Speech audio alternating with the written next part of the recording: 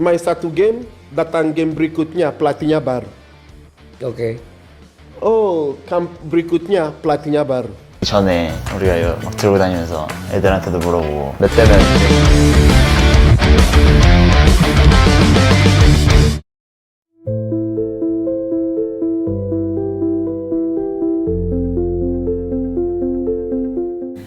Usai sudah kebersamaan serta beragam kisah timnas Indonesia dengan Sintayong, setelah kemarin tepatnya pada 6 Januari 2025, PSSI melalui Pak Ketum Pak Erick Thohir secara resmi telah memberhentikan Sintayong sebagai pelatih timnas Indonesia. Tentu saja keputusan ini menuai pro dan kontra, yang mana karena ini juga isu mafia dalam PSSI semakin mencuat, di mana Pak Erick Thohir dinilai mendapatkan tekanan dari exco PSSI dan mafia untuk mendepak Kosin. Dan menanggapi ini, pria yang juga menjabat sebagai Menteri BUMN itu dengan tegas membantah bahwa isu tersebut tidak benar adanya dan mengatakan bahwa dirinya tidak bisa didikte. Saya rasa semua tidak benar karena kalian tahu saya ini pemimpin yang tidak bisa ditekan-tekan.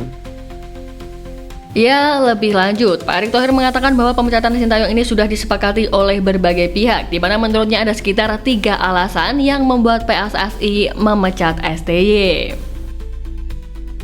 Yang pertama, Sintayong dinilai belum sepenuhnya bisa menerapkan strategi yang diharapkan di timnas Indonesia sejauh ini, di mana hal itu seperti yang disampaikan oleh media Italia Tuttosport yang menilai bahwa STY terlalu mengandalkan fisik dan juga lari. Alasan kedua adalah masalah komunikasi yang menjadi salah satu faktor yang membuat para pemain kesulitan untuk menerapkan strategi dari STY di lapangan, yang mana sebagai informasi STY diketahui tidak bisa berbahasa Inggris dan Indonesia. Selanjutnya, alasan ketiga, Pak Erick Thohir menilai bahwa STY belum bisa mengimplementasikan seluruh program dari PSSI, dan dengan demikian ia mengevaluasi hal itu yang menjadi landasan untuk memecat Sintayong.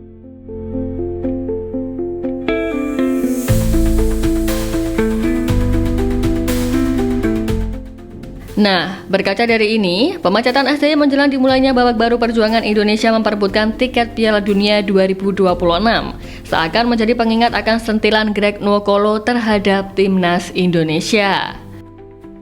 Dalam podcastnya bersama Valentino Simanjuntak, Greg Nwokolo awalnya memuji cara Sintayong melatih timnas Indonesia sehingga mentalnya lebih baik, dan membandingkan situasi tersebut dengan bagaimana timnas Indonesia sekarang, di mana menurutnya STY selalu berani untuk tegas terhadap para pemainnya sehingga memiliki mental yang luar biasa seperti sekarang. Greg juga begitu geram menilai bahwa timnas di eranya dulu, di mana pelatih sering kali berganti. Tentu melihat sikon sekarang ini, sentilan Greg Nwokolo itu seakan menjadi kenyataan. Padahal diketahui bahwa timnas Indonesia di bawah asuhan STY telah mencetak sejumlah prestasi termasuk masuk ke putaran ketiga kualifikasi Piala Dunia 2026. Bahkan pada November lalu, seperti yang kita tahu bahwa skuad Garuda juga berhasil menempati peringkat tertinggi sepanjang sejarah, yakni peringkat ke-127 dunia.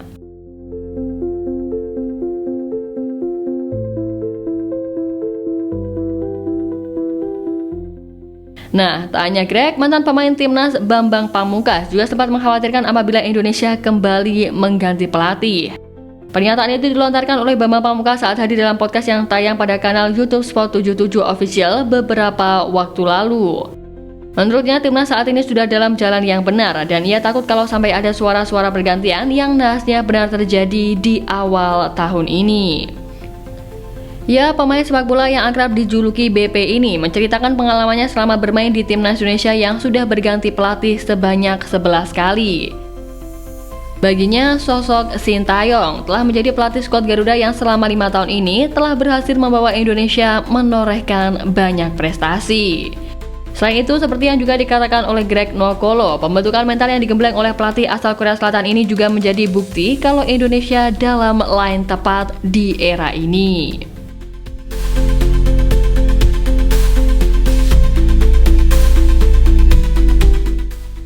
Ya, tapi menilai itu semua tetap saja nasi sudah menjadi bubur dan pemecatan juru taktik kebanggaan kita telah diresmikan, bahkan federasi telah memiliki sosok pengganti. Ya, banyak pihak geram, banyak pihak kecewa. Tak terkecuali sosok putra tertua Sintayong yakni Shin Jae-won yang mengungkapkan kekecewaannya dengan memberikan komentar pedas setelah ayahnya resmi dipecat oleh PSSI dari jabatan pelatih kepala Timnas Indonesia. Ya, dia ingin melihat akan seperti apa kiprah Timnas Indonesia pada lanjutan putaran ketiga kualifikasi Piala Dunia 2026 selepas PSSI mendepak ayahnya. Melalui Instagram Stories-nya, Shin Jae-won mengungkapkan kekecewaannya terhadap keputusan PSSI yang memecat ayahnya, meski dia merasa bahwa kinerja STY cukup baik di Timnas Indonesia. Jelas, komentar ini menambah ketegangan terkait hubungan antara Sintayong dan PSSI yang selama ini terkesan terlihat baik-baik saja di luar, namun ternyata menyimpan permasalahan di balik layar. Komentar tersebut juga langsung memicu berbagai reaksi dari warganet yang ikut menyoroti perlakuan PSSI terhadap pelatih asal Korea Selatan itu. Beberapa netizen memberikan dukungan kepada keluarga Shin, menyatakan bahwa mereka juga merasa PSSI tidak memberikan penghargaan yang cukup atas kerja keras Sintayong selama ini.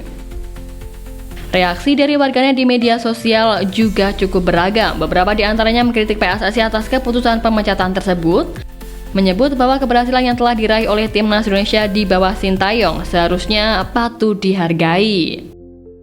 Ada pula yang memberikan dukungan kepada Shin Jae-won dengan menyarankan agar keluarga Shin membongkar perlakuan PSSI melalui media lain, dan pecahnya hubungan antara Sintayong dan PSSI juga memicu perdebatan soal keberhasilan dan juga kegagalan di skuad Garuda. Ya, sejumlah penggemar sepak bola tanah air berpendapat bahwa meskipun hasil tim Garuda di bawah Sintayong tidak selalu memuaskan, ia tetap berhasil membawa perubahan positif yang signifikan termasuk memperbaiki mentalitas pemain dan memberi tim kesempatan untuk berkompetisi di level internasional.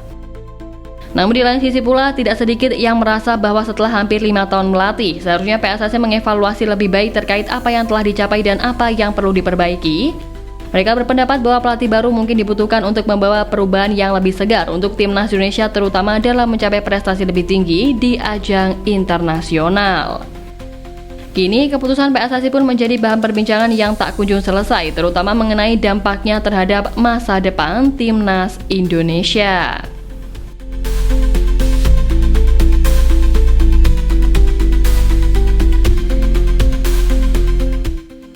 Ya, sekali lagi, didebaknya Sintayong dari jabatannya sebagai pelatih Timnas Indonesia benar-benar menggemparkan dunia.